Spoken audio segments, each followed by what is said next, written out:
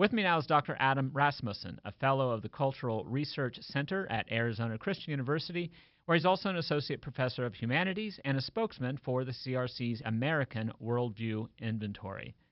Adam Rasmussen, welcome to Driving Home the Faith.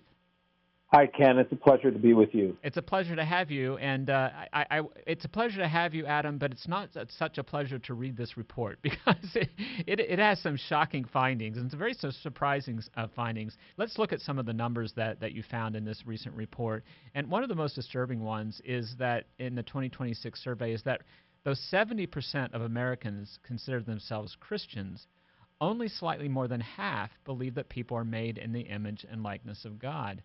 Any ideas on how that can be reconciled? Well, the ideas here are really a mismatch or a mashup of a lot of different worldviews. We call it syncretism. Yes. And 9 out of 10 Americans, Ken, are syncretists. So you can think of it almost as trying to put a puzzle together, but it's coming from different boxes. Yes. So one religious leader in people's minds would be Jesus. And they would say, I accept Jesus when he talks about love, but I have to reject him when he talks about judgment. So I'll go somewhere else. And so they'll try to open up the box of, let's just say, Eastern pantheistic monism, or they might open up the box of secularism.